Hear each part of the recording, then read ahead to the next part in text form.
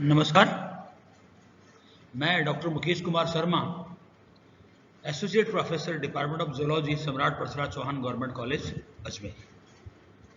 आज हम एक नया टॉपिक चालू कर रहे हैं, इंसेक्ट पेस्ट मैनेजमेंट।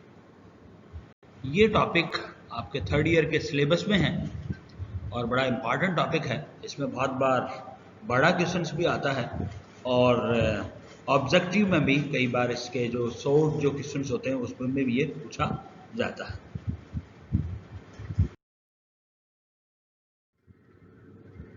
तो सबसे पहली बात, बहुत सारे इंसेक्ट तो ऐसे होते हैं जो कि बेनिफिशियल इंसेक्ट्स होते हैं। ठीक है, बेनिफिशियल इंसेक्ट्स किस काम के आते हैं? जैसे फॉर एग्जांपल पॉलिनेशन में यूज आते हैं वो। फिर अगली बात, पैरासिटाइज करने के काम में आते हैं, प्रीडेट करने के काम में आते हैं, स्कैवेंज करने के काम में आते हैं, और जो डेड मटेरियल है उसको डिकम्पोजिशन के यूज में आते हैं। यदि हम ये देखें, देखो ये पॉलिनेशन कर रहा है, फिर ये आपका पैरासिटाइज कर रहा है, यहाँ पे ये प्रीडेट कर रहा है, खा रहा है इसके ऊपर, देन स्कैवेंज कर रहा है इनको, जो भी कोई मरा हुआ मटेरियल या कोई बेकार मटेरियल उसको स्कैवेंज कर रहा है, और लास्ट में आपका डिकम्पोज कर रहा है। यानी क्या कर रहा है? ये डिकम्पोजिशन इसका कर रहा है। काऊ डंग है उसका ये डिकम्पोजिशन कर रहा है। तो ये इस प्रकार से इंसेक्ट्स जो होते हैं बेनिफिशियल इंसेक्ट्स होते हैं। अब अगली बात आपकी कि हार्मफुल इंसेक्ट पेस्ट कौन से होते हैं। हार्मफुल इंसेक्ट पेस्ट क्या करते हैं? बेसिकली ये क्या करते हैं, प्लांट रूट्स के ऊपर अनाज जो उसको डैमेज कर देते हैं, स्टेम्स को भी डैमेज कर देते हैं, लीव्स को भी ये डैमेज कर सकते हैं, फ्लावर को भी ये डैमेज कर सकते हैं, तथा सीड्स को भी ये डैमेज कर सकते हैं। यानी ये जो इंसेक्ट पेस्ट होते हैं ये क्या करते हैं, जो भी अपने जो पौधे होते हैं जो कि हमारे लिए बहुत ही महत्वपूर्ण होते हैं, उनकी जड़ों को ये नष्ट कर सकते हैं, तने को नष्ट कर देते हैं, पत्तियों को नष्ट कर देते हैं, तथा फूल तथा बीज को ये नष्ट कर सकते हैं। तो इस प्रकार से जो इंसेक्ट्स होते हैं वो अपने हार्मफुल इफेक्ट को कॉज करते हैं किसमें? प्लांट्स में।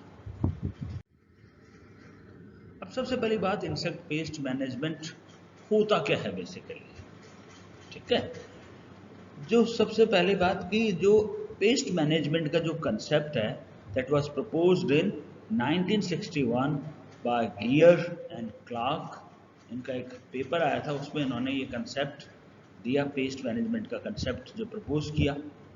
For the reduction of pest problem, actions are selected after the life system of the pest are understood and the ecological and economic consequences of these actions have been predicted as accurately as possible to be in the best interest of mankind. अब इस pest management में क्या करते हैं हम basically? सबसे पहले तो क्या करते हैं, जो भी पेस्ट होता है, जो भी कीड़ा होता है, उसकी हम लाइफ स्टाइल को, जो उसका लाइफ सिस्टम है उसको हम समझते हैं, और फिर क्या करते हैं, पेस्ट प्रॉब्लम को है ना जो हम लोग रिड्यूस करते हैं। ठीक है, और इनकी पेस्ट प्रॉब्लम को रिड्यूस करने बाद में इनकी जो इकोलॉजिकल तथा इकोनॉमिक जो कॉन्सिक्वेंसेज होते हैं, यानी क्या इनके बाद में कॉन्सिक्वेंसेज होते हैं, उनको हम प्रेडिक्ट करते हैं, और प्रेडिक्ट करके ये देखते हैं कि इस इंसेक्ट को प्रॉब्लम को नष्ट करने में कोई इकोलॉजिकल तथा इकोनॉमिकल कॉन्सिक्वेंस हुआ कि नहीं, कोई ऐसा तो नहीं हुआ कि कोई बहुत बड़ी प्रॉब्लम हो गई हो, जिससे कि है ना जो ह्यूमन के बेनिफिट के लिए हम लोग है ना जो इसको प्रॉब्लम को इरेडिकेट करते हैं। अब हिस्ट्री ऑफ पेस्ट मैनेजमेंट में इनका ये कब चालू हुआ, बेसिकली हिस्ट्री क्या है इसकी, इसके बारे में देख रहे हैं। In 2500 BC first records of insecticides found. Sumerians used sulphur compounds to control insects and mites. 2500 BC में, ईसा पूर्व, पहला रिकॉर्ड मिला हमको इंसेक्टिसाइड्स यूज करने का। जो सुमेरियंस जो थे वो क्या करते थे, सल्फर कंपाउंड्स को यूज करते थे किसके काम में? इंसेक्ट्स तथा माइट्स को कंट्रोल करने में। फिर अगला हमें प्रमाण मिला 200 BC के अंदर Romans advocated oil spray for the pest control. 300 AD में first records of biological control, Chinese used predatory ants in citrus orchards to control caterpillar and beetle paste.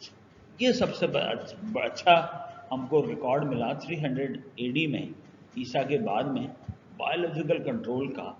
इसमें क्या हो रहा था, चाइनीज क्या कर रहे थे, प्रीडेटरी आंट्स को यूज करते थे सिट्रस के अंदर, जिससे कि ना जो सिट्रस में कैटरपिलर तथा बीटल जो पेस्ट है उसको कंट्रोल किया जा सके। ये क्या है आपका, प्रीडेटरी आंट यूज करते थे चाइनीज, ठीक है, जो उनके ऊपर खाने वाले, यानी ये आंट्स क्या करती थी, इन कैटरपिलर तथा बीटल को खा जाती थी। इन 1880 फर्स्ट कॉमर्शियल स्प्रेइंग मशीन, 1880 में पहली कॉमर्शियल जो स्प्रे करने वाली मशीन बनी। 1930 में introduction of synthetic organic compounds for plant pathogen control, और इनमें क्या 1930 में सिंथेटिक ऑर्गेनिक कंपाउंड को यूज किया जाता था इसके प्लांट पैथोजन के कंट्रोल में।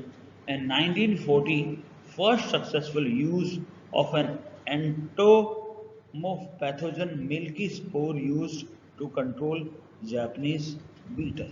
अब इनमें क्या करते थे, एंटोमोपैथोजन यूज किया मिल्की स्पोर को, जो कि एक बैक्टीरिया था बैसिलस पॉपुलाई, इसको यूज किसमें किया गया, जापानीज बीटल को कंट्रोल करने में यूज किया गया। ये 1940 में है ये, ठीक है। तो 1940 में क्या हो गया, मिल्की स्पोर को यूज किया गया किसके कंट्रोल में, जापानीज बीटल के कंट्रोल में इसको यूज किया गया।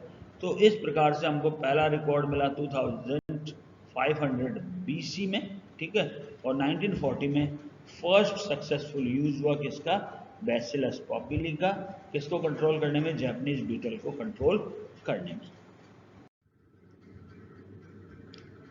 अब इसमें क्या सुपरवाइज्ड इंसेक्ट कंट्रोल भी यूज किया जाता था, जो shortly after world war second when synthetic insecticides became widely available, entomologists in California developed the concept of supervised control. It is an alternative to calendar-based insecticide program. Supervised control was based on a sound knowledge of the ecology and analysis of projected trends in pest and natural enemy population.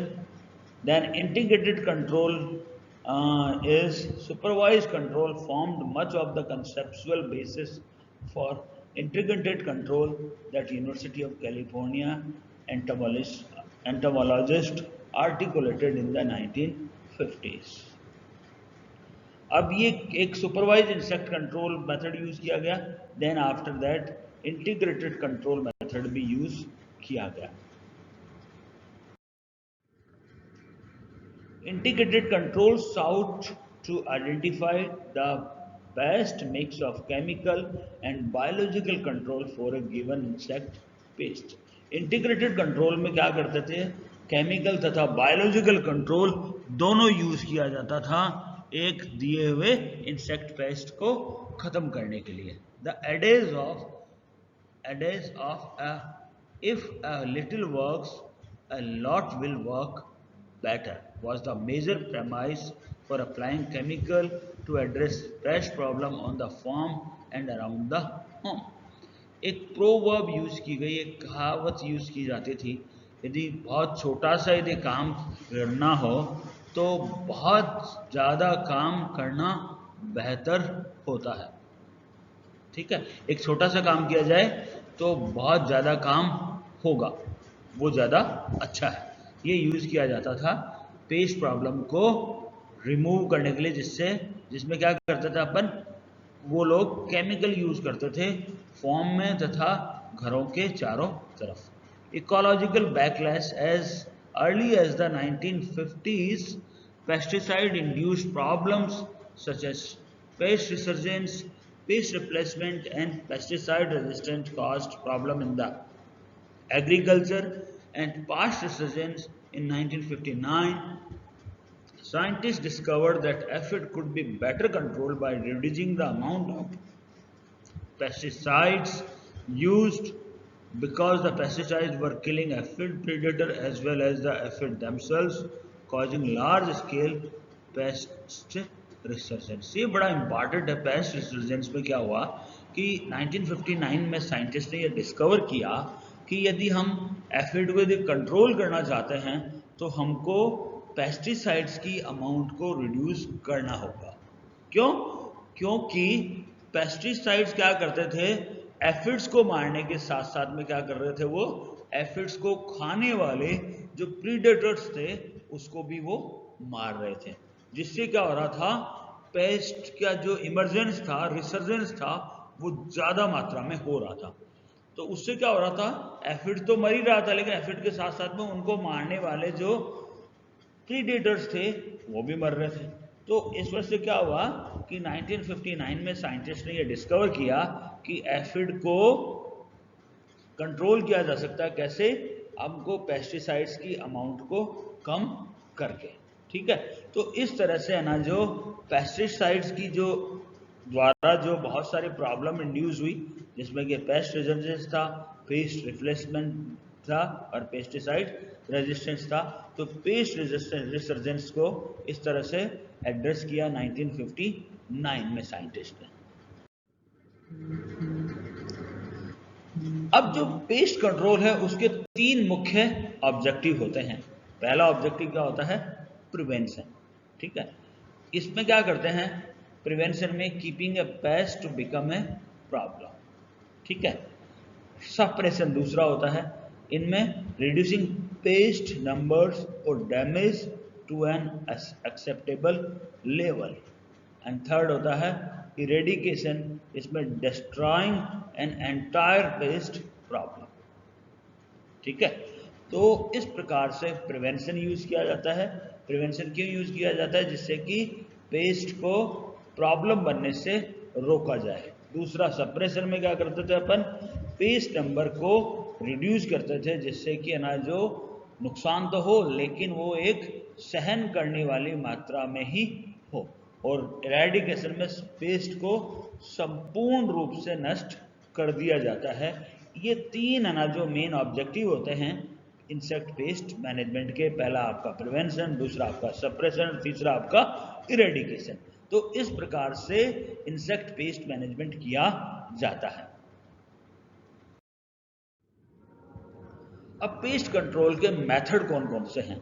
ठीक है, सबसे पहला method है cultural है, दूसरा है physical, तीसरा आपका बायोलॉजिकल, चौथा रिप्रोडक्टिव, पांचवा लेजिस्लेटिव एंड छठा केमिकल। तो ये पेस्ट कंट्रोल के डिफरेंट मेथड्स होते हैं, जिनको हम लोग 1 बाय 1 अपन आगे पढ़ेंगे। ठीक है, आज के लिए हम लोग है ना जो इसको यही रोकते हैं। आगे हम पढ़ेंगे कि कल्चरल मेथड में क्या यूज करते हैं हम लोग, फिजिकल मेथड्स में किस तरह से कौन कौन से है ना जो हम लोग मेथड यूज करते हैं, then biological, then reproductive, then legislative control क्या क्या है, और देन लास्ट केमिकल किस प्रकार से कंट्रोल करता है। तो इस प्रकार से हम आज जो हमने इतना ही पढ़ेंगे। आगे की क्लास में हम पेस्ट कंट्रोल के डिफरेंट मेथड्स को हम डिटेल में पढ़ेंगे। धन्यवाद।